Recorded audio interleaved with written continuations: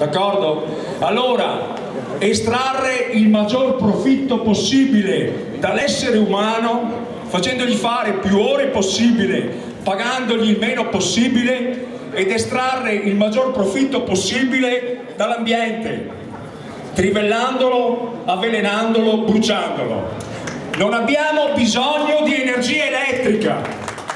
In Italia si producono 120 gigawatt di energia, quando nei giorni di maggior consumo se ne consumano 70-80.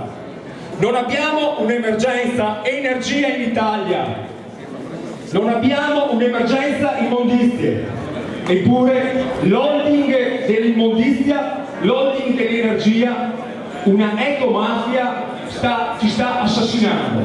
Perché? Perché siamo la regione d'Europa e del mondo più inquinata. La Padania, la cosiddetta Padania della Lega, signori, è una delle zone più inquinate della terra. Può essere paragonata solo a certe parti della Cina e dell'America.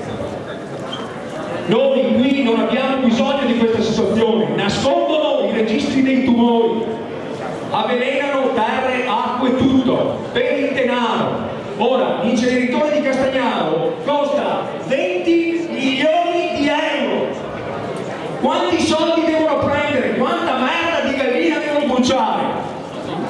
È più facile, è più conveniente, ci diceva un esperto, bruciare la merda di gallina che produrre le uova. Questa è la follia. Bruciano milioni di tonnellate e migliaia di tonnellate di cereali dentro a questi inceneritori che non servono a niente se non a fregarvi il 20% delle vostre bollette. Il biogas è una truffa, come è una truffa questa trivellazione. Non possiamo accettare queste cose. Quindi i politici queste cose le sanno che ci stiamo ribellando. Allora noi a Castagnaro faremo lega con i gruppi di Bergantino. Per chilometri questi comitati sono migliaia di voti. Pensateci, a Bergantino, nell'Alto Polesine, vogliono fare una discarica di amianto grande 30 campi di calcio. Che cacchio c'entra Bergantino con l'amianto?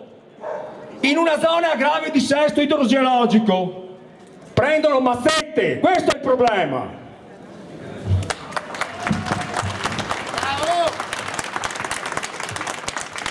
Segretario provinciale della CGIL.